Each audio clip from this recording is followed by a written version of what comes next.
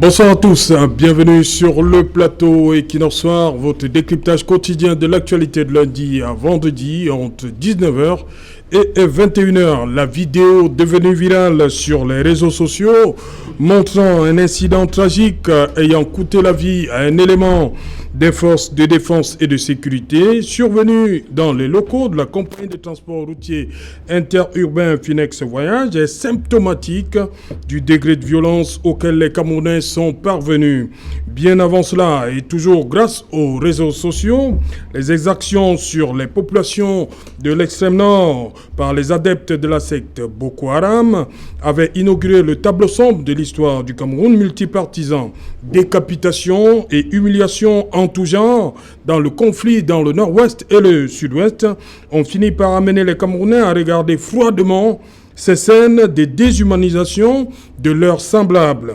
À côté de ces clichés de violence physique, s'est développé un autre type de violence verbale ou écrite dont les terreaux restent les réseaux sociaux.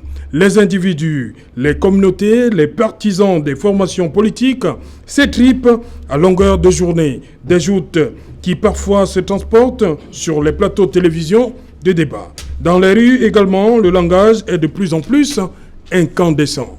Madame, Monsieur, tout à l'heure à 20h, c'est la grande édition d'information, suivie après par le débrief du journal et tout de suite, le fait du jour.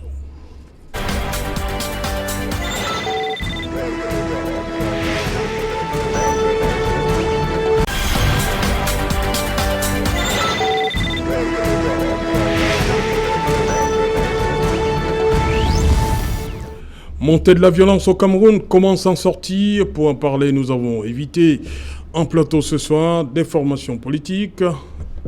Il y a le RDPC, nous avons la chance d'avoir l'honorable Malice Doualabel qui est aussi psychologue. Hein? C'est bien cela? C'est bien ça. Bonsoir et bienvenue, honorable Malice Doualabel. Bonsoir Serge Alain Outou, bonsoir à mes copanélistes et puis bonsoir aux millions de téléspectateurs qui nous regardent ce soir. Voilà. Maître, bonsoir. Bonsoir, Serge Alain. Maître Fabien Kenyé. Maître Fabien Kenyé, avocat au barreau du Cameroun, oui. Arbitre au Centre de médiation et d'arbitrage du JICAM. Honorable, c'est un plaisir pour moi de vous avoir pour la première fois sur un plateau de télévision, si je ne me trompe pas. Bonsoir, chers copanélistes. Bonsoir, millions de téléspectateurs de la télévision du peuple. Merci. Sissé Bamanga, bonsoir. Bonsoir Serge Alain Outou et merci comme ça une fois de plus de m'avoir invité et bonsoir comme ça à tous vos auditeurs sur internet et dans le monde et bonsoir à tous les panélistes. Je suis vraiment aîné du MRC en disant que c'est toujours un grand plaisir de partager le plateau avec des grosses personnes comme honorable des grosses personnes. Oui, des grosses personnes, c'est une grosse personne. Voilà. Vous le savez, je vous le dis voilà. Toujours des fois en inbox. Oui. Et vous savez comment je l'appelle? Je l'appelle la maman, elle le sait, non? Oui. Vraiment, c'est à côté de ce genre de personnes que je pense que nous pouvons apprendre, nous les jeunes, à grandir. Vraiment, merci pour tout. Ok. En face de vous, Jonathan Batenguele, vous êtes, on va dire, responsable de Clean Cameroun. Nettoyer le Cameroun. Le Cameroun est sale. Déjà, c'est un plaisir, mais c'est une initiative, c'est un nouveau mouvement citoyen qui est mis sur la place publique afin d'engager les jeunes à des actions de propreté. Quand on parle de propreté, c'est une propreté morale, oui. C'est une propreté comportementale, c'est aussi un engagement pour amener les institutions à éviter la violence aussi. Tout à fait, éviter la violence. Et nous saluons d'ailleurs tous ceux qui sont déjà membres de Clean Cameroun. Bonsoir à tous ceux-là, bonsoir à tous les copanélistes, bonsoir à tous les jeunes à la cité SICAM, mon quartier d'adoption, à tous les jeunes de mon quartier d'enfance à Lobaba, bonsoir à toute la jeunesse camerounaise, toute la jeunesse africaine. Voilà, honorable Doualabel, le plaisir, l'honneur vous revient, une fois de plus. Honorable Doualabel, lorsque vous regardez, vous avez suivi mon propos introductif, je suis parti de ce qui s'est passé la semaine dernière à Finex Voyage et tout ce qu'on voit, tout ce que les réseaux sociaux nous servent aujourd'hui. Est-ce que vous avez peur de ce degré de violence qui devient presque banal, hein? Les gens, chacun son téléphone, ils regardent comment les Camerounais sont de plus en plus violents. Je pense que c'est un phénomène mondial. Oui. J'ai personnellement été victime d'une agression très forte. Quand ça? Au lendemain de mon passage sur votre plateau, après que nous ayons... La semaine dernière. Le plateau de femmes. Le plateau de femmes, et nous avons parlé de la marche des dames la nudité des femmes. La manifestation... Voilà. Voilà. Alors, il y a eu une réaction qui a été extrêmement violente de la part de Madame Sandy Boston. Et pour l'instant, je lui dis rien, parce que j'aimerais qu'elle écoute l'émission, parce qu'elle avoue elle-même qu'elle n'a pas suivi. On lui a juste rapporté un fait, et elle est partie de ce rapport pour m'agresser, mais de façon sans aucun respect pour ma personne. Je suis quand même son aînée, je suis sa grande sœur. Nous faisons partie, j'espère, du personnel politique, mais peut-être que c'est trop lui en servir, parce que de la façon dont elle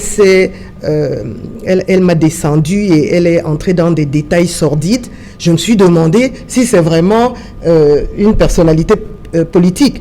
Mais nous sommes tellement rares, les femmes qui s'engagent en politique, que je préfère croire qu'elle est personnalité politique et lui donner la possibilité de se racheter, d'écouter l'émission, et puis ensuite, donc, de m'appeler ou alors de faire un autre voice pour rétablir la vérité.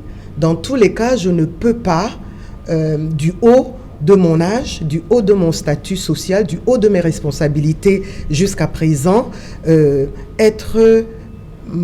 j'allais dire, manquer de respect à d'autres femmes. Jamais, quel que soit le métier qu'elles pratiquent. Honorable, est-ce que vous avez essayé de rentrer en contact avec Sandy Boston? Non, je pense que... Moi, je suis très traditionnaliste, et d'ailleurs, elle a déclaré qu'elle était princesse également. Donc, elle connaît les traditions. Si à la limite, elle était en colère, elle devait m'appeler pour me dire, mais attendez... Madame l'honorable est néanmoins grande sœur, mais qu'est-ce que j'ai entendu, qu'est-ce que j'ai suivi, comment avez-vous pu? Mais non, elle a préféré d'utiliser cette voie-là. Maintenant, moi, je l'aide à se recentrer et je voudrais qu'elle écoute d'abord l'émission et elle comprendra qu'elle m'a agressé. Mais je ne sais pas si vous avez entendu ça. Paul Biya, lui, il est habitué. Moi, je n'étais pas habituée, donc j'ai été quand même un peu impressionnée de voir comment quelqu'un peut gratuitement vous dénigrer, vous aller dans l'insulte, aller dans des choses vraiment triviales. J'ai été très peinée pour cela, donc je lui donne sa chance qu'elle écoute l'émission. Si elle pense que nous sommes là pour construire le Cameroun, alors qu'elle m'appelle et qu'on parle. Ok. Voilà. Maître Fabien Kenyé, la violence aujourd'hui, telle que vous la vivez, vous, elle peut provenir de quoi? Qu'est-ce qui peut être à l'origine de ce degré de violence que l'on constate aujourd'hui dans la société camerounaise? Serge Alain, je ne suis peut-être pas philosophe, je ne suis qu'avocat, mais chaque société est politique. Chaque société a toujours les faits sociaux ou les actes qu'elle mérite. Je puis vous assurer que nous sommes véritablement exacerbés, pour peu qu'on soit un tout petit peu humain, parce que je me dis que face à la mort, nous sommes tous égaux. Vous êtes parti de l'incident qui s'est produit à Finex Voyage. Lorsque vous voyez un homme prendre une latte, porter un coup fatal à un être humain, fut-il le plus grand du monde, le plus grand criminel du monde, comme s'il s'agissait d'un serpent venimeux qu'il fallait à tout prix enlever pour préserver les dangers, cela devrait nous interroger. Et l'interrogation ne s'arrête pas au simple fait de cet acte matériel, je dois vous dire. Lorsque je lis ça sous le prisme de la criminalité ou de la criminologie, c'est une science criminologique, je recommande, qu'on ne s'attarde pas sur les auteurs des actes, mais sur la victime. On appelle cela de la victimologie. Donc on s'intéresse plutôt à la victime qu'à l'auteur de l'acte. On soigne plutôt la victime. C'est dans ce genre de sciences que vous aurez constaté que les femmes qui portent des tenues osées sont plus susceptibles d'être violées, par exemple. Oui. Une femme qui aurait un cabas, si beau comme honorable, serait à l'abri peut-être des pervers. Si vous comprenez bien ce que vous voulez dire, elle a dit qu'elle est sociologue en matière de criminologie. Lorsque je m'interroge, par exemple, sur cet acte, moi, je me dis, peut-être c'est une spéculation, qu'un tout petit peu, on a comme impression que certaines personnes ont mal à leur police ou à la gendarmerie. Lorsque j'ai eu dit ça, voyez-vous, dans la même semaine, vous avez constaté qu'un taximan a été battu à mort pour le simple fait qu'un commissaire aurait klaxonné derrière lui et qui n'a pas cru devoir le laisser passer. Mais qu'est-ce qu'un policier par rapport à une vie humaine? Il a été tabassé à mort, il lui a été refusé des soins. C'est pour dire quoi? C'est ce genre de comportement dans la société qui pousse à ce que certaines personnes croient pouvoir dire qu'on en a marre.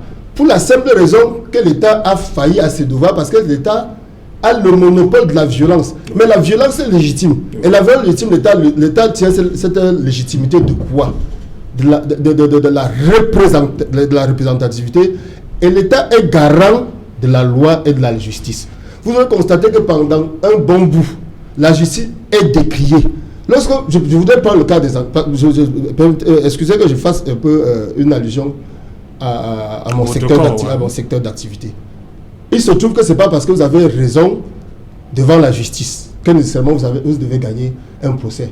Lorsque vous perdez un procès dans lequel vous estimez que vous avez toutes les raisons de gagner, avec toutes les preuves, qu'est-ce qui vous reste en dernier recours? Vous avez dans les unités de gendarmerie et de police, dans le cadre d'une enquête, vous qui êtes plaignant, finalement vous êtes mis à la même enseigne que la partie qui est poursuivie, que le prévenu ou le mis en cause par exemple. À la fin, parfois vous décidez de retirer votre plainte, la police vous la refuse. Personne, je crois que ce serait un secret pour personne. Lorsque vous circulez dans la ville de Douala ou de part et d'autre, sur toutes les nationales, les gendarmes vous interpellent, les policiers vous interpellent. La première des choses qu'ils font, c'est qu'habituellement, ces personnes se présentent. Il n'y a pas plus tard que la semaine dernière, lorsque moi je me rendais à Tchang, il y a un élément du GMI qui m'a interpellé, et il s'est présenté. Moi je lui ai dit, je m'appelle Maître Kenny Fabien, je suis avocat.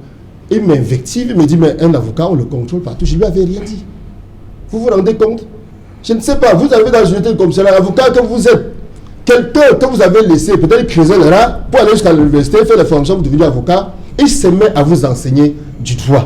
Cela n'est pas possible. Il faut qu'à un certain moment, on en arrive à normaliser certaines choses. Si vous le permettez, vous avez parlé des propos haineux. Il y a plusieurs vidéos virales qui ont circulé. Je voudrais évoquer le cas d'une femme qui en appelait carrément au génocide d'une tribu. La tribu Bamileke, parce que quand vous pensez les plaies, il faut bien les regarder de l'intérieur pour savoir où se trouve véritablement le cancer. Et certains intellectuels, que l'un de mes confrères, amis politiques, Maître Diou a appelé intellectuels faussaires, ont cru devoir relayer ce genre de propos et les justifier. Cela peut-il être possible dans un état de droit? Donc en fait même, le problème qui se pose, c'est la justice qui engendre la violence. Le peuple en a marre, il est exacerbé. Et c'est donc le reflet, c'est un conglomérat, un concentré de l'échec de la politique du RDPC que j'ai souvent dit, je le martèle encore. Le RDPC est devenu un véritable cancer dans cette société qu'il faut absolument extirper, dessoucher pour que le Cameroun puisse, je vous assure, repenser ses plaies. Je pense fondamentalement, lorsque nous sommes assis ici, nous sommes de diverses origines. Lorsque je regarde si c'est je lui en voudrais pourquoi. Vous n'êtes pas de la même tribu que moi. On n'est pas de la même tribu que moi. Mon voisin n'est pas de la même tribu. En quoi est-ce que je lui en voudrais? Et il faut le dire et marteler, toutes les terres appartiennent à l'État. Et l'État laisse faire. À la faveur de je ne sais plus quel texte de cette exacerbation, l'État l'Assemblée nationale a voté un texte pour réprimer les haines raciales, religieuses et autres. Avez-vous déjà entendu, à l'heure où nous sommes, Serge Alain autour, qu'un procès aurait été engagé à quelque moment que ce soit, contre qui que ce soit, contre ces intellectuels faussaires. Et voyez-vous, il a une télévision que je ne voudrais pas citer. Sincèrement, cela me fait mal de voir dans le paysage médiatique l'un de vos confrères à longueur de journée, tambour battant, martelé, stigmatisé, peut-être un leader de parti politique, à la personne de Maurice Kamto, l'attacher à sa tribu. Comprenez? On a vraiment, il faut bien qu'on se ressaisisse et qu'on se dise que dans nos veines coule le même sang. Personne n'a choisi où il devrait naître. Pour que cela cesse enfin. Et que l'État prenne ses responsabilités. Je ne voudrais pas dire les gouvernants, puisque nos gouvernants aujourd'hui sont des usurpateurs. Vous savez, depuis pratiquement le 7 octobre 2018, le monsieur Paul Ndiaki usurpe le pouvoir aujourd'hui. Il a été évincé. Cependant, il confisque le pouvoir. Il ne gêne même pas. On n'aurait pas encore compris qu'il agisse par quelque chose que ce soit. Mais voyez-vous, il n'agit pas des grandes instructions dont personne n'a jamais su. Merci. La moindre lecture, il agit par les silences présidentiels qui font l'objet de thèses. Il agit, apparemment, une autre thèse serait en préparation pour les fêtes de fin d'année. Ok, merci Maître Fabien Kenyé. Si c'est Bamanga, pour vous, lorsque vous regardez tout ce qui se passe là, depuis, je suis allé puiser jusqu'à 2014 avec Boko Haram, le Nozo et ce qu'on a vu la semaine dernière dans l'agence Phoenix, ce que vous voyez quotidiennement, vous qui êtes un adepte des réseaux sociaux, qu'est-ce qui se passe? Oui, Serge Alain Autou, vraiment, faisons très attention de ne pas tout politiser dans ce pays.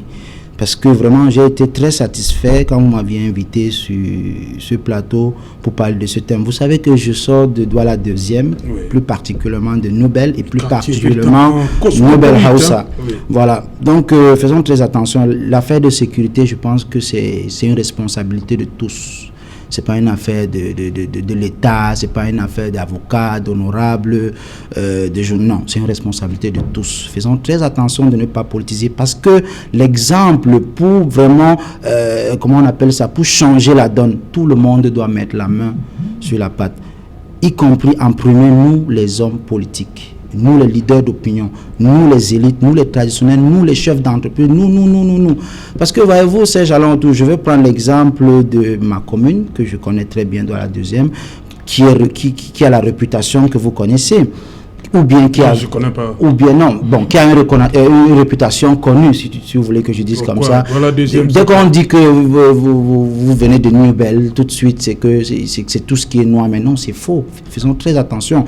Je vais revenir là, par exemple, si vous vous rappelez, lors des dernières émeutes qu'il y a eu en 2008, en février, si vous avez la mémoire pas courte, vous allez voir qu'à Douala 2e, les personnes, je faisais partie des personnes, nous sommes mobilisés à empêcher les gens de venir faire le désordre dans notre zone. Pourquoi? Parce que dans les années 90, nous aînés ont vraiment souffert de villes mortes et nous avons encore des séquelles aujourd'hui sur des grandes sœurs. Si vous partez, par exemple, à Douala 2e, vous verrez, il y a des personnes qui ont perdu leurs pieds, qui ont perdu et nous, on n'a pas vécu, on était très petits, mais on nous a raconté tout cela. Mais je pense que c'est une histoire de responsabilité parce qu'aujourd'hui, Maître Honorable l'a souligné tout à l'heure, disant que c'est, comment on appelle, c'est le phénomène est mondial. Le phénomène est mondial, mais encore c'est un peu plus c'est un peu pire ici au pays parce que tout ça n'est pas encadré. Voyez-vous, par exemple, dans Douala 2e, premièrement,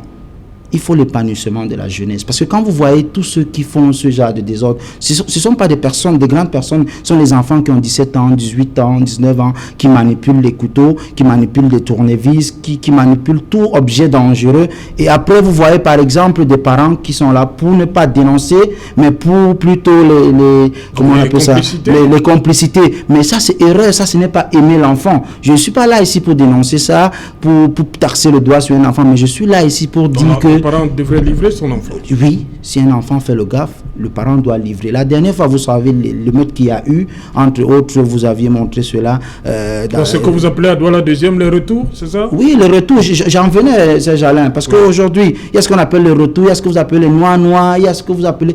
Noir, c'est quoi? Vous avez fait un reportage dernièrement en Koulmita.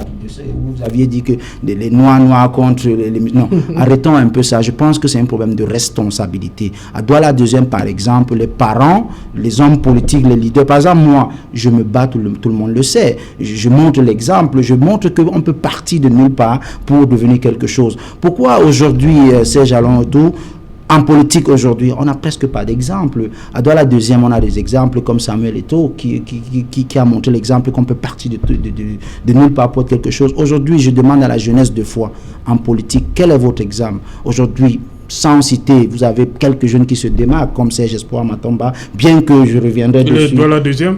Non, c'est un jeune. Il montre l'exemple. Parce que depuis là, vous nous cantonnez à Douala deuxième. Je vous cantonne à Douala deuxième parce que c'est Douala deuxième la commune que je connais. Oui. Aujourd'hui, il y a des efforts qui ont été faits. Par exemple, il y a un gros travail qui a été fait, le cercle municipal. Oui.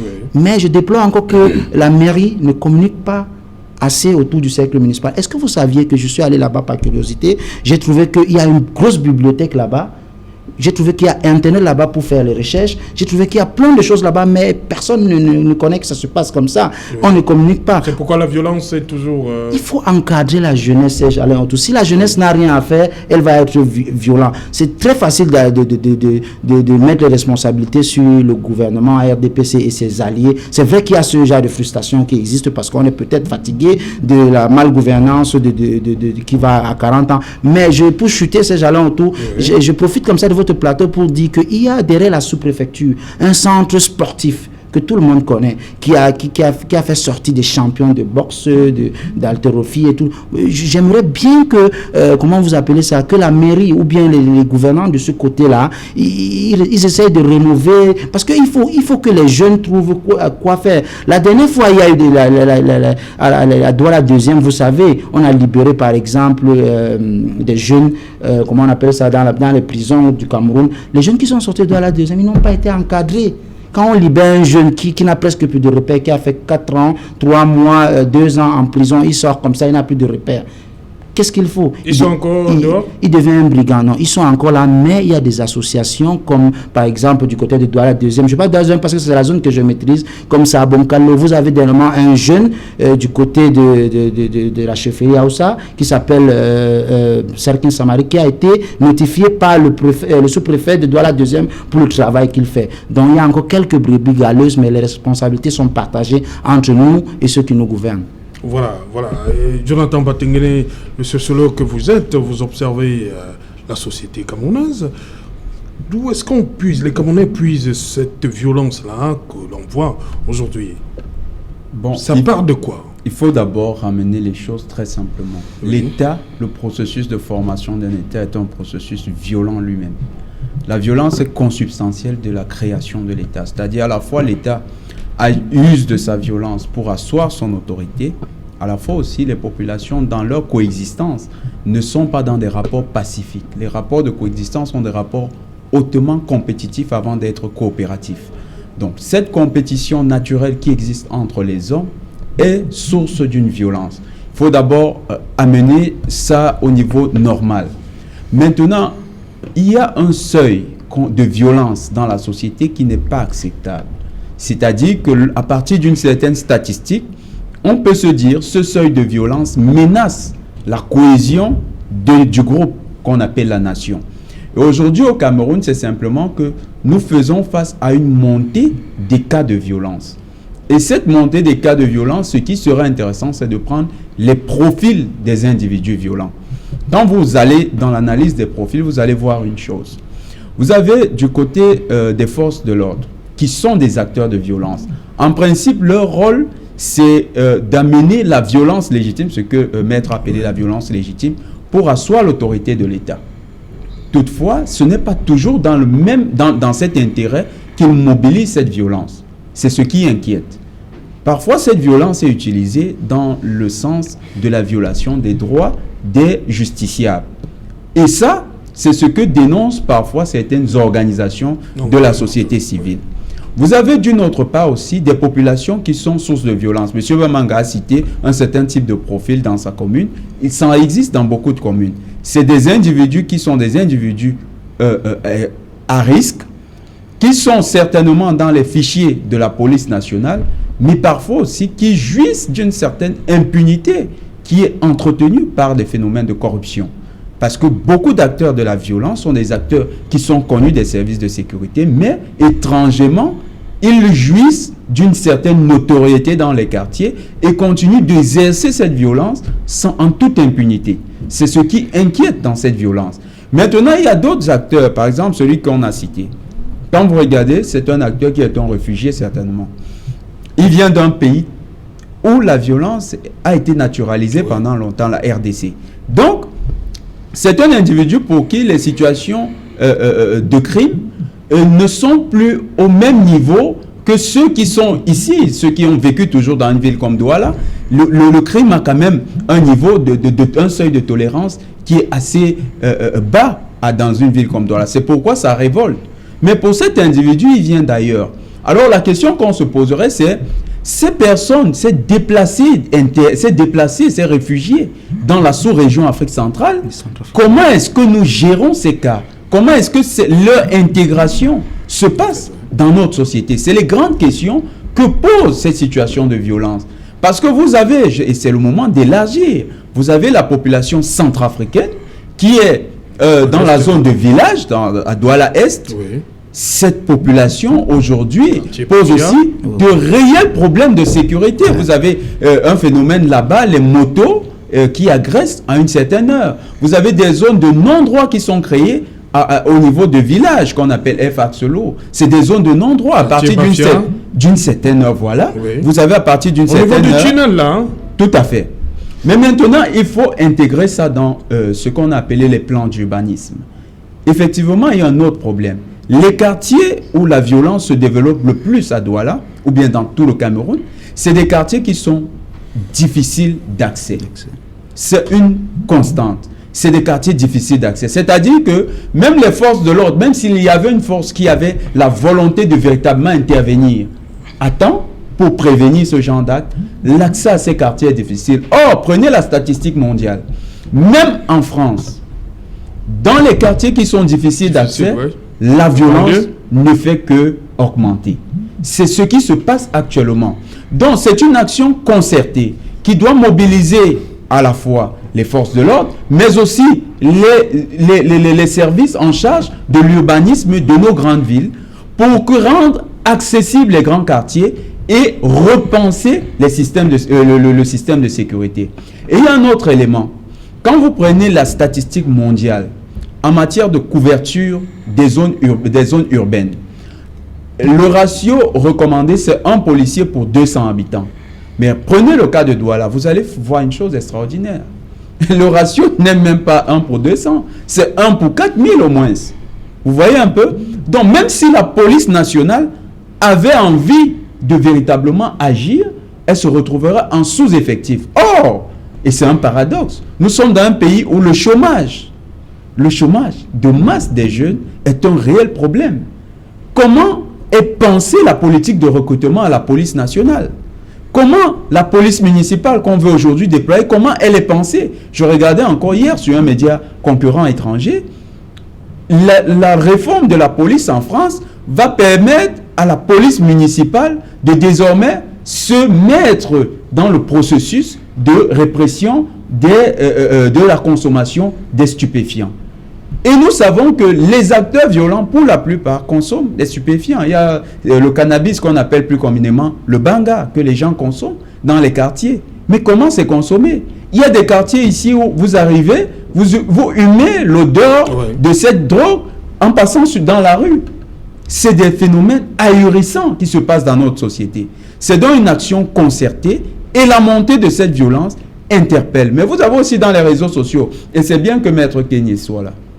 Maître Kenyé, pendant longtemps, dans les réseaux sociaux, mais j'avoue qu'ils ne sont plus les seuls, il y a aussi d'autres partis politiques qui s'y sont mis. Dans les réseaux sociaux, les militants de votre formation politique étaient passés pour être les champions de l'invective dans les réseaux sociaux, avec une violence qui faisait même peur. On s'est posé des questions. On leur a demandé de se calmer. Il y en a qui ont pris conscience et ils se sont calmés. Il y en a qui continuent. Mais ils ne sont pas les seuls parce qu'il faut reconnaître qu'ils sont suivis dans ce sens par d'autres militants, d'autres partis d'opposition. Et on se pose des questions. Quel type de... Pourquoi vous ne voulez pas citer? Vous avez indexé le parti de... Oui, de MRC. Il y a quel aussi, autre parti donc? j'ai vu également les militants du PCRN le faire. Ah, merci. Il n'y a pas de militants. Voilà, merci. Donc, voilà. Les militants du PCRN, parce que certainement, ils n'ont pas assez de militants pour proposer... Non, je vous ai pas dit que les militants c'était là justement ma question à l'honorable Doualabel, Maître Kenyé. Je sens que vous êtes en train de préparer la riposte. C'est pas contre le Covid, mais contre Jonathan. Honorable Doualabel, je voulais justement dire qu'il y a cette violence-là qui est verbale, à travers les réseaux sociaux, qui est née la période avant, présidentielle, avant la présidentielle, pendant et après, qui continue même jusqu'à aujourd'hui, à travers les réseaux sociaux. Oui, je voulais commencer par dire à Maître Kenyé que souvent nous oublions que la perception du monde est extrêmement importante. Oui. Il a fait allusion à l'agression des femmes dévêtues. Oui. Quand une femme se dénude, elle a plus de chance. C'est parce que notre perception de la nudité a changé après l'entrée des religions judéo-chrétiennes, musulmanes, etc. Mais sinon, avant, tout le monde était presque nu. On avait un cache-sexe, mais ça ne justifiait pas qu'on agresse les femmes à tous les marigots. D'accord ? Oui. Autrement, ça ne serait pas vivable. Mais aujourd'hui, effectivement, notre perception de la nudité a changé et les stimuli qui se dégagent d'une femme nue ne sont plus les mêmes que quand elle était dans l'Afrique ancestrale, etc., etc. Donc nous devons, vous les hommes, vous devez vous contrôler. Je n'accepte pas trop cette excuse pour justifier les viols. C'est aussi un problème de contrôle personnel que certaines personnes n'ont pas. Maintenant, je voulais dire la chose suivante. Oui. Cette violence-là née avant la présidentielle. Oui, mais ça, c'est... Pendant et après. Ça continue même. Oui, mais je dis... D'abord, acceptons tout ce que Douala n'est pas une ville à forte criminalité. Oui. Parce que quand on classe les villes africaines à forte criminalité, nous n'y sommes pas. Et pour cela, nous devons dire merci à ces personnes qui, de jour et de nuit, essayent du mieux qu'ils peuvent de nous donner le sommeil. C'est un travail difficile, c'est un travail contraignant, et ils le font pour que nous puissions vaquer à nos occupations. Donc, nous vous disons merci, messieurs les policiers, merci, messieurs les gendarmes. Je parle de leur hiérarchie, évidemment. Même si c'est eux qui sont postés, ils reçoivent quand même des instructions qui viennent d'ailleurs. Maintenant, quand on l'a dit, on va questionner depuis 3 ans. C'est depuis 3 ans qu'on évalue cette progression de la violence. Alors, elle vient d'où? D'abord, on a connu le Boko Haram, où on a vu des choses insupportables, qui ont banalisé certains crimes,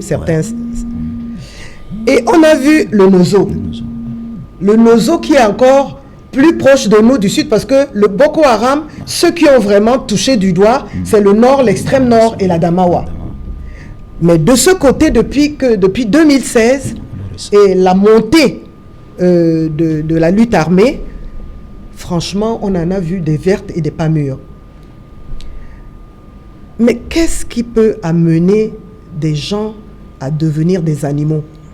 Parce que la violence s'exprime quand tout ce que nous avons reçu, toute la loi intériorisée que nous sommes censés avoir reçue de nos parents, de l'éducation, s'efface. Alors, qu'est-ce qui se passe? Est-ce que les parents ont continué à jouer leur rôle? Vous savez, pendant le commandement opérationnel, les parents étaient surpris de voir qui étaient leurs enfants. C'est-à-dire, c'est quand arrivait le drame que les parents réalisaient qu'ils vivaient avec un brigand dans la maison. Mais on va donc questionner qui? Rappelle-moi ton prénom. Jonathan, voilà. Jonathan l'a dit, c'est franchement transversal.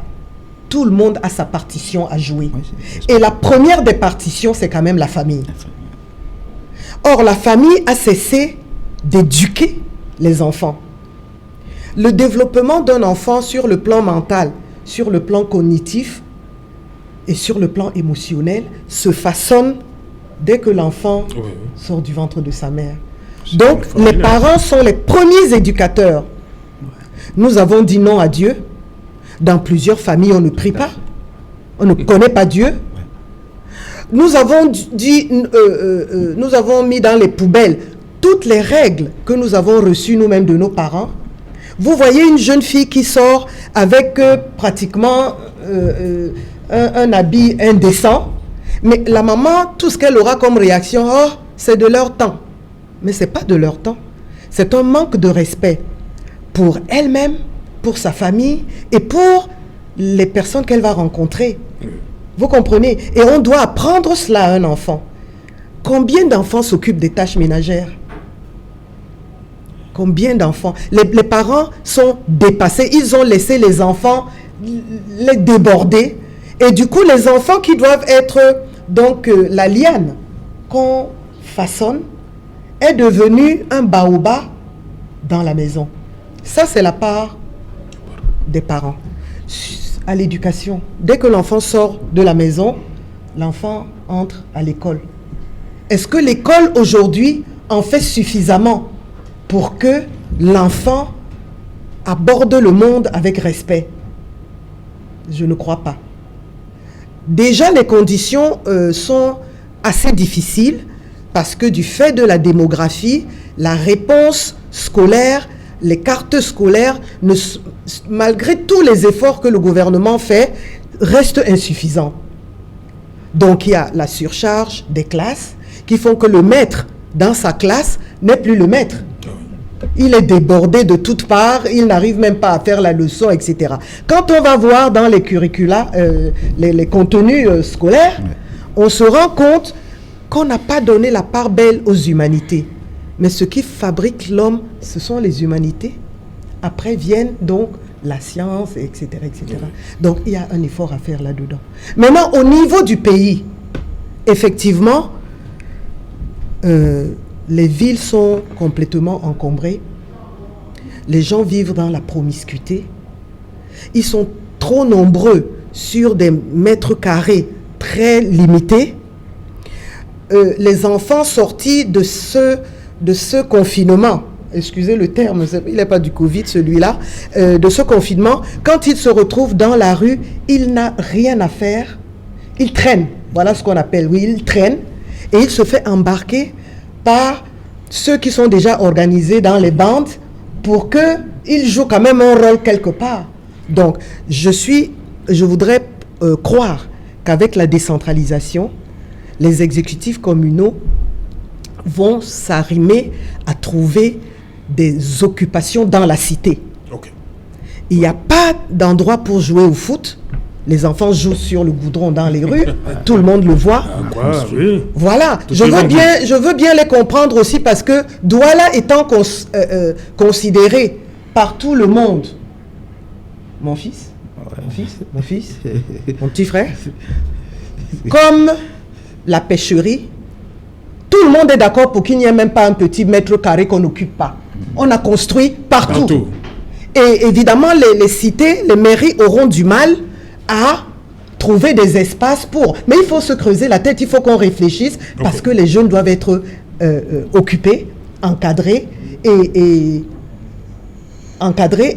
je sais que le ministère de la Jeunesse aussi joue un grand rôle. Oui. Mais il ne peut que être limité parce que les infrastructures manquent. Voilà. Ok. Maître Kenyé, tout à l'heure, sur cette violence. Vous me croyez peut-être tout à l'heure un tout petit peu gourmand.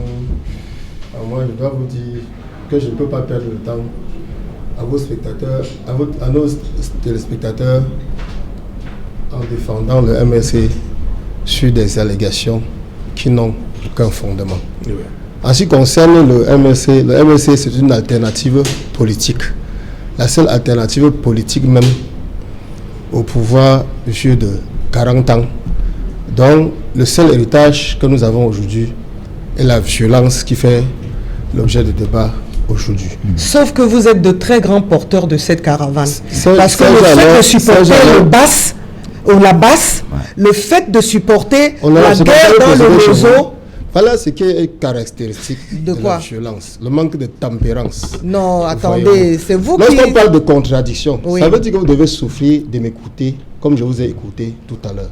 Même si ce que je dis ne vous plaît pas, vous prendrez votre temps. Je vous l'accorde, je vais revenir après. Vous allez me dire pourquoi vous soutenez la base. Si vous le permettez, Serge Alain, pas des cas. Parce que lorsqu'on parle, cette émission se veut pédagogique. C'est-à-dire qu'au sorti d'ici, l'État, même les gouvernants, fut-il légitime, devraient pouvoir en tirer quelque chose, ou la population qui nous regarde.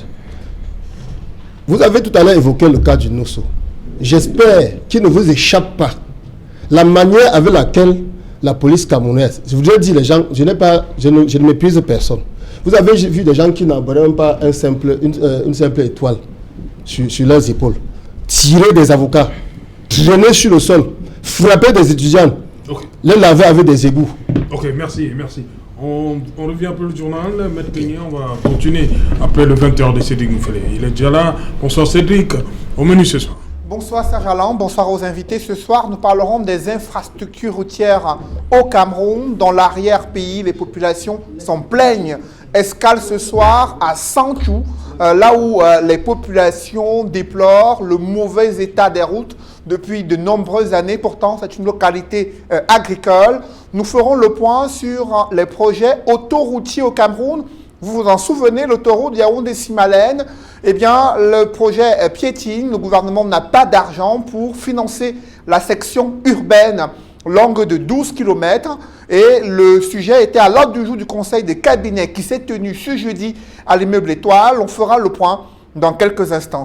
Nous évoquerons également ce soir l'histoire d'un jeune Camerounais qui a choisi de vandaliser et de profaner la tombe de ses grands-parents en vue de déterrer les ossements humains pour alimenter un trafic illégal. Il a été arrêté par les éléments de la gendarmerie. Quelles sont ses motivations? Vous l'écouterez dans le journal de 20h.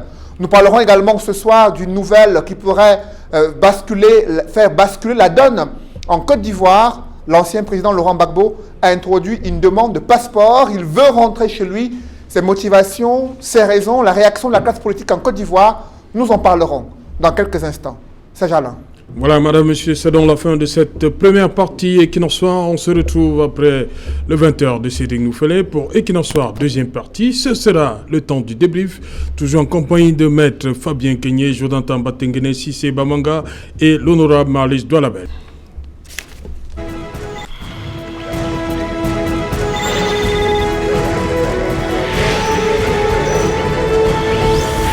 Bonsoir, deuxième partie consacrée au débrief du journal, toujours en compagnie, je vous le dis.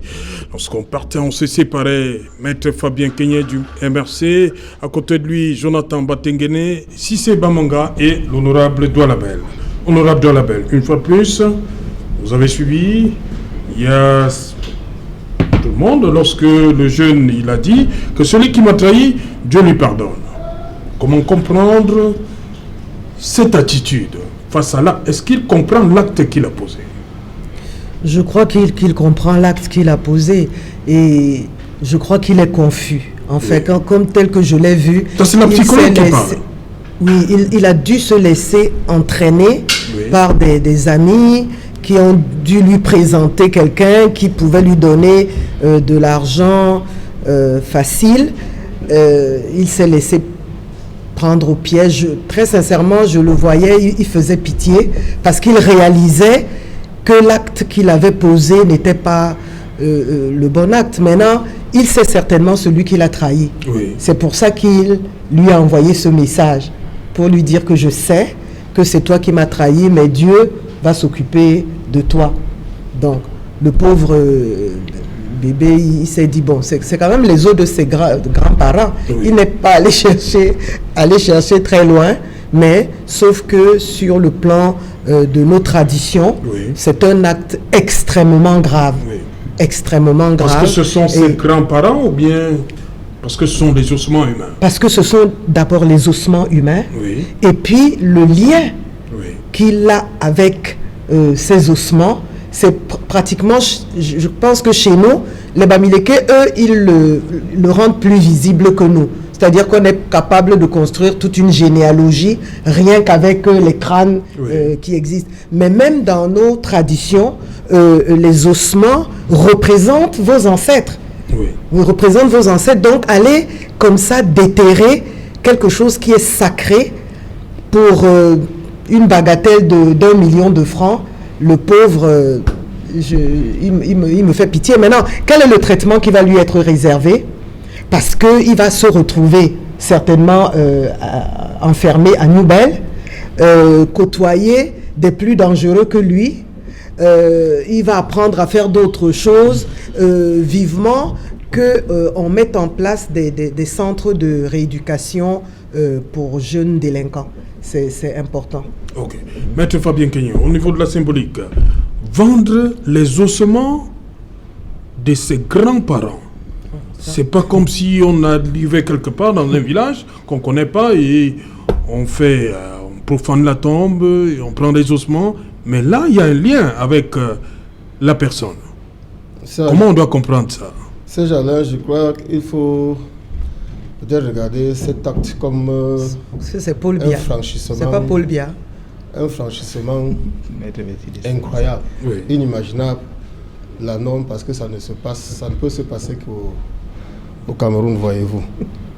Vous savez, en Afrique, on dit les morts ne sont pas morts. Oui. À plus forte raison, nos propres morts. On les vénère, ils sont sacrés. Quand un jeune en arrive à franchir ce pas-là, il faut bien comprendre que c'est une société totalement en déliquescence. Au-delà de sa criminalité, même je pense qu'il est victime d'une société dans laquelle on ne respecte plus rien.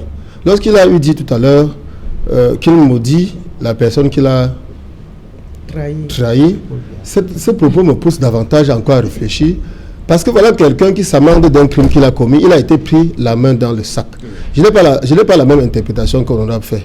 Ça veut dire qu'il avoue son crime parce qu'il a été pris la main dans le sac, que si tel n'avait pas été le cas, il n'aurait jamais avoué. Oui. Et lorsqu'il demande à Dieu de maudire telle personne, ça veut dire qu'il a joué de malchance, donc il assume son acte. Dire qu'il est victime, ce serait plutôt une victime collatérale de la déliquescence de notre société. Vous avez suivi le désarroi de sa maman qui dit que c'est un premier acte qu'il pose comme ça dans sa vie. Je pense qu'il urge à ce que la norme soit rétablie dans ce pays, parce que, voyez-vous, Saint-Chalin, ce n'est pas le premier acte qui passe dans votre chaîne. C'est devenu courant. C'est tous les jours qu'on apprend qu'on a déterré cela est dû à quoi? C'est parce que la jeunesse désespère. Elle ne sait plus à quel sein se vouer. C'est le chômage. S'il était un vrai bandit, il nous aurait raconté une histoire du style « Non, c'est mon copain qui m'a donné ce sac, je ne savais même pas ce qu'il y avait dedans. » Il aurait continué. Non, on n'a plus la main dans le sac. Il aurait continué à nier qu'on l'a déjà pris. Les bandits, les criminels se comportent chacun d'une manière ou d'une autre. Puisqu'il n'assume même pas son acte. Bien qu'il ait avoué son crime, il nous dit c'est lui qui l'a, par qui son supposé malheur est arrivé. Oui. Voilà, si c'est Bamanga, pour vous, c'est comme si on vendait ses parents. Saint-Jalin, je peux juste ajouter que vraiment ça entre dans le thème du jour. Vous voyez, je parlais de responsabilité et en première partie, il y a honorable Marlise Bell qui a chuté en disant que les infrastructures manquent. Je parlais comme ça, il fallait occuper les jeunes parce que les emplois manquent. Il faut faire des formations. Moi qui vous parle là, M. Saint-Jalin autour, je suis en train de démontrer à la jeunesse, par exemple, du Cameroun et de ma commune que tout est possible. Tu peux partir de rien, te faire une formation en mécanique, en tout. Et oui, restons sur le cas, c'est dans ce cas, parce que là, vous avez un jeune aujourd'hui qui n'est pas bien encadré, M. Saint-Jalin et tout. Vous connaissez son... Non, mais quand vous voyez, il n'est pas un jeune qui est très bien encadré. Il y a des projets comme le PAGERU qui avait été mis sur pied en 2007. C'est où aujourd'hui des projets pour encadrer la jeunesse? Mais non, M. Saint-Jalin autour. Et le mal est profond. Je peux peut-être me ranger du côté du MRC, peut-être pour une fois, pour dire que les responsabilités sont partagées. Ça urge que les communes, les villes, les arrondissements, c'est-à-dire, je pense à la décentralisation, la vraie, pensent à faire des choses pour la jeunesse, pour qu'on n'ait plus ce genre de problème. Parce que comme Marlise le disait tout à l'heure, ce n'est pas un bandit quand vous voyez, ce n'est pas un fin bandit, mais ça risquerait, si on ne sauve pas... Un fin bandit est comment? Elle a expliqué ça tout à l'heure. Le vol devait se passer avec un scénario à la film hollywoodienne, si vous voulez que j'embellis comme ça. Non, c'est pas un fan, c'est juste un jeune qui est garé, qui n'est pas bien encadré. Et je pense que maintenant, le traitement qu'on va lui donner, on doit aussi faire très attention. Il faut qu'on l'encadre au lieu d'aller le jeter à Newbel, par exemple, où il peut encore ressortir plus dangereusement. Donc, qu'il n'aille pas à Newbel? Vous savez, il peut aller à Newbel, mais il faut qu'on pense à encadrer ce genre de personnes. S'il va par exemple à Niobel pour faire 2 ans, sortir de là, un bon menuisier, un bon mécanicien ou bien un bon informaticien. Après, Niobel, il va retrouver celui qui l'a trahi, c'est ça? Non, il est jeune, hein, M. Sejalin Outou, il a 24 ans. Oui. Voilà, il ne faut pas qu'on le jette à Niobel un peu partout avec des gros criminels. Non, il faut qu'on l'encadre. C'est ce que je voulais montrer. Et c'est pour ça que le PUR se bat. C'est pour encadrer la jeunesse, c'est pour orienter la jeunesse, pour montrer que tout le monde est utile à la société, M. Sejalin Outou. C'est ensemble que nous allons construire ce pays. Voilà, Jonathan Batengene, on vénère ses parents. Quand on en vient à vendre les ossements de ses parents, où va la société? C'est quand on regarde la culture de ce jeune, l'acte qu'il a posé montre qu'il n'a plus de repères culturels assez solides. Il a effacé le contrôle social qui existait encore, du moins le peu sur le plan culturel. Et il a désacralisé déjà même l'autorité parentale, parce que prendre les ossements de sa grand-mère, c'est osé dans cette culture déjà. Et il faut qu'on note aussi un fait, c'est que même quand un parent, dans la culture des Grassfields, même quand un parent décède dans une autre ville ou dans un autre pays, ils font un effort de ramener le corps jusque dans la terre ancestrale. C'est dire combien c'est symbolique, oui, c'est symbolique d'avoir ces ossements-là auprès des siens. Mais lui, il a réalisé un acte vraiment incompréhensible. Et ce que Mais comme il n'a pas pu vendre, il n'a pas pu écouler, certainement. Est-ce que ça... Il est... On va pas dire la malédiction, l'effet sera le même? Il y a tout ça, parce que maintenant, il faut une autre prise en charge. Parce qu'il a été stoppé, il a été trahi comme par celui-là qui demande que Dieu pardonne, celui qui l'a balancé. C'est les gestes cette phrase est certainement la phrase d'un jeune qui est encore dans la fierté parce que tout à l'heure, ma mère a dit tout à l'heure quelque chose, que c'est de la jeunesse, mais c'est vraiment un acte inconséquent qu'il a posé. De souhaiter tout le malheur à celui qui l'aurait trahi. En fait, Maître l'a bien décrit, c'est qu'il ne prend même pas conscience que de la gravité de la situation dans laquelle il se trouve. Alors maintenant, il y a une prise en charge, parce que la prise en charge, telle qu'on vient de la décrire tout à l'heure, Sa Majesté vient de poser le cadre. Il faut un suivi psychologique de cette Sa Majesté, c'est qui? L'honorable la princesse. Donc elle a posé le cadre. Il faut un suivi psychologique de ce jeune. Malheureusement, on ne peut pas dire qu'un prêtre n'est pas catholique. Hein? Donc il ira à Neubel. Et ce n'est qu'à Neubel qu'à Douala. On va l'envoyer. Donc il ira à Neubel. Il sera malheureusement dans un environnement qui est plutôt un centre de formation à la criminalité. Donc l'urgence aujourd'hui, c'est comme on disait déjà dès le départ, il faut penser à notre urbanisation. La prison qui est en pleine construction de l'autre côté de la ville, elle devrait être opérationnelle et qu'on puisse séparer les criminels endurcis des criminels qui sont novices et qui sont à un certain âge. Et puis il y a un dernier, puisque c'est aussi un acte culturel qui a été posé, je pense que il y a une autre dimension, mais ça c'est à sa famille, et puis peut-être d'intégrer le fait qu'il sera en prison, c'est à sa famille de réaliser, parce que l'acte qu'il a posé, on appelle ça la profanation. Oui, c'est la profanation. Or, dans le cadre de l'Afrique, lorsqu'une tombe est profanée pour réenterrer les os, lorsqu'il y a un membre de famille, je pense qu'il y a un certain nombre d'actes de rituels qu'on pose pour que ce soit l'âme du défunt repose en paix. Voilà, Maître Kenyé, allez-y donc, on vous a interrompu. Tout à fait. Avant le journal. Tout à l'heure, j'étais en train de dire, s'agissant du thème en ce qui concerne la violence qui a cours aujourd'hui dans notre société, j'ai procédé par démonstration en disant que c'est le parti État RDPC qui en est ou en a l'entière responsabilité. Et je m'expliquais, je vous ai évoqué le cas de la guerre au Nosso qui aujourd'hui n'est plus maîtrisable. Elle était partie, comme je l'ai dit tout à l'heure, de la violence exercée par des avocats aux mains nues. Vous avez vu comment des gens qui à peine étaient avaient le moindre des grades à la police, à la gendarmerie, arrêtaient des avocats, déchiraient le tenue, traînaient des étudiants qui ne demandaient qu'à étudier dans les égouts tout est parti là, il ne faut pas perdre cela de vue. Vous avez vu dans quelles conditions son excellent, le brillantissime professeur Maurice Kamto, le président élu du Cameroun, a été attrapé ici à Yaoundé, exporté, ici à Douala, déporté, ici à Douala autant pour moi, déporté à Yaoundé, avec les mains attachées derrière, sans qu'il puisse même faire ses besoins. Cette violence d'État-là, elle ne sert à rien.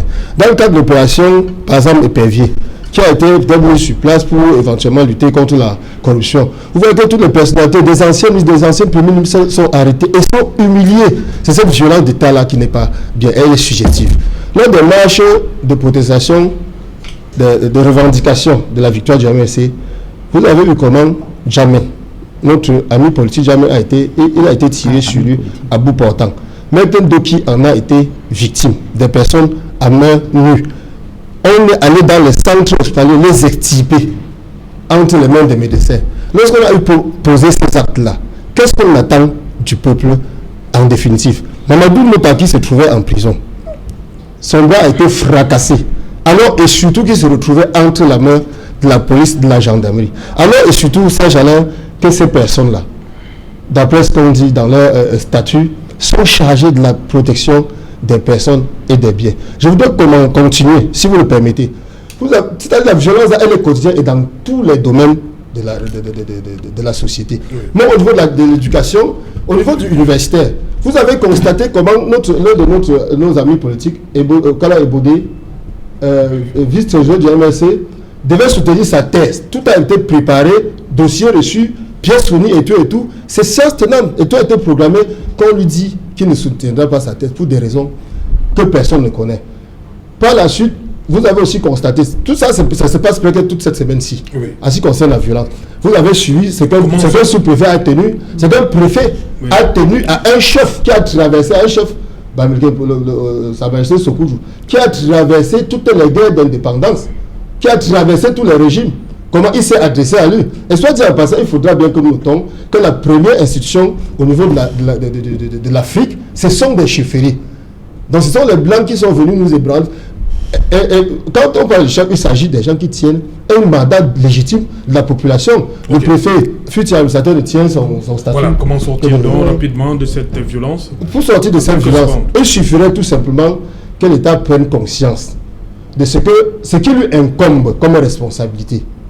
C'est la prise en compte du bien-être du citoyen. Et de comprendre aussi que nous sommes tous égaux devant la loi.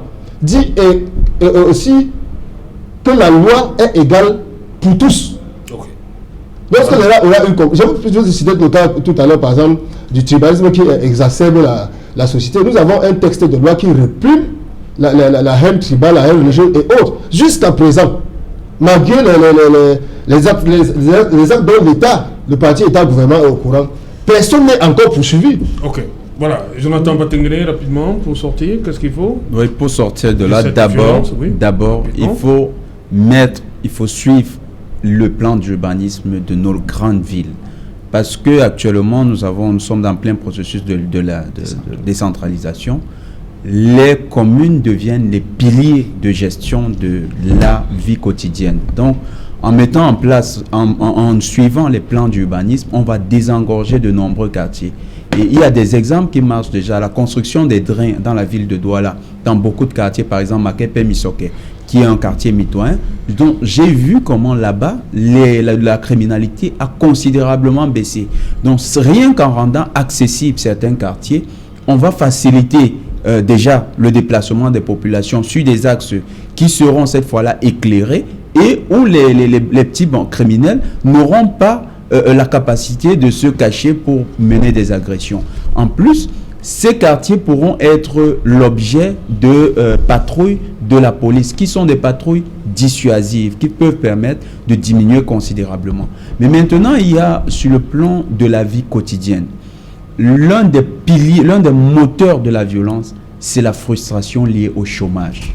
La lutte contre la création d'emplois doit devenir la priorité, elle doit continuer d'être la priorité, parce que le plus on aura une population qui travaille, le moins on aura les actes de violence liés à ce que nous avons décrit. Au niveau des réseaux sociaux.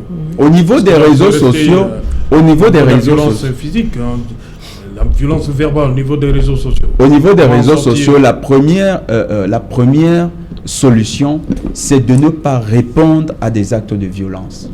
Les gens qui sont victimes de violence devraient faire le maximum pour garder leur calme.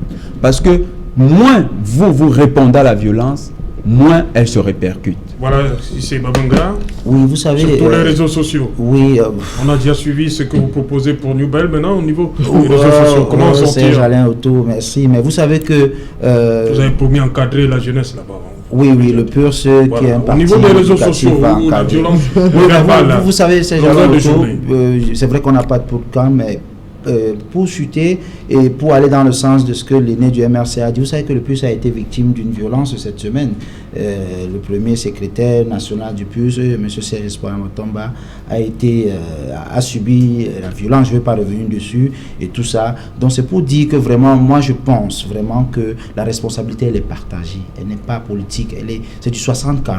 Je pense que les politiques ont aussi leurs responsabilités, ceux qui nous gouvernent et tout ça. Mais nous aussi, nous les leaders d'opinion de tout parti, donc MRC, PURSE, PC, tous ces partis-là, nous devons montrer l'exemple. Nous devons accompagner parce qu'il s'agit là de la construction de notre pays. Vous savez qu'un jeune à qui on apprend quelque chose, c'est un jeune qu'on gagne. Et un jeune qu'on gagne, c'est un jeune qui est utile. Et un jeune qui est utile, c'est ça comme ça qu'il peut bâtir. Bon, maintenant, sur les réseaux sociaux, moi, j'ai adopté un truc très simple.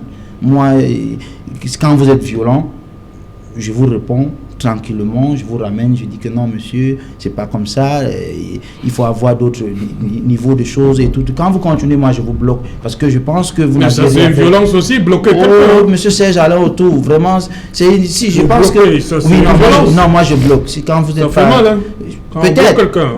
Peut-être si ça bloque, moi je bloque parce que je veux construire avec des gens qui veulent participer. Okay. Moi je suis un jeune. Vous ne devez pas vous décourager, il faut continuer à... Oui, c'est pas facile. À la personne. Et c'est pour ça, merci.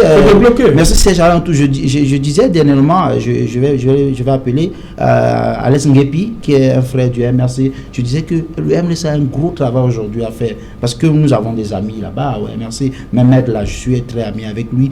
Maître, vous devez sanctionner vos militants qui perdent la route parce que... Est-ce que vous pouvez citer des noms? Non, maître, il ne faut pas faire des déclarations intempestives qui ne reposent sur rien. Maître, vraiment... Je veux bien que vous citiez des noms. Non, maître, vraiment ne faites pas la mauvaise foi. C'est ensemble que nous devons construire. C'est des solutions, maître. Merci, on va permettre à l'honorable Labelle, on a parlé de la violence d'État, comme a dit maître Kenyé, violence d'État, surtout les réseaux sociaux. La violence d'État... Quand on veut en parler, il faut aussi avoir l'honnêteté de dire que le respect de la loi est républicain. Quand vous prenez des libertés par rapport à la loi, quand vous défiez l'autorité, il faut quelque part vous attendre à ce que vous ayez la réponse à votre lettre. Donc ce n'est jamais gratuitement que ces choses-là se passent. Et ce n'est pas parce qu'on a traîné les avocats dans la boue qu'il y a la guerre du Nozo. La guerre du Nozo que le MRC soutient, quand tout le monde est déjà d'accord pour dire qu'il faut demander aux Ambazoniens de baisser les armes, on continue à dire non, il faut que d'abord le gouvernement baisse les armes et après les autres. Non, monsieur, il faut qu'on se mette ensemble. Le MRC doit nous rejoindre dans ce combat parce que c'est trop pour qu'on dise à nos frères: vous étiez peut-être en colère, vous avez fait ce que vous avez fait, mais là maintenant, basta, baissez les armes pour qu'on passe à autre chose. Et je voudrais continuer pour dire rapidement, oui, d'accord. Je voudrais rapidement dire qu'il y a tout un programme qui est mené par le ministère de la Jeunesse. Ce programme doit être absolument décentralisé. C'est le réarmement moral. J'ai eu à être coach à plusieurs reprises et encadrer ces enfants, qui sont des enfants magnifiques quand on les encadre. Et on sent qu'on a une jeunesse, une vraie jeunesse. Et là, maintenant, les exécutifs communaux, comme ils vont récupérer dans les compétences l'éducation, il faut qu'ils mettent absolument ces programmes de réarmement moral dans leur... comment on dit? Mais pour les réseaux sociaux, alors. Oui. Pour les réseaux sociaux, très important, il faut que les administrateurs jouent leur rôle. ils sont là pour l'ordre et le respect des uns et des autres. Il ne faut pas qu'ils soient flexibles comme ils le sont actuellement. Merci honorable Dolabel, merci à vous Sissé Bamanga, merci maître Fabien Kenyé, merci à vous également Jonathan Batingene. Madame, Monsieur, nous sommes arrivés au terme de ce 3e numéro de la semaine Equinox Soir. Bonsoir, Nkwala, Vengue.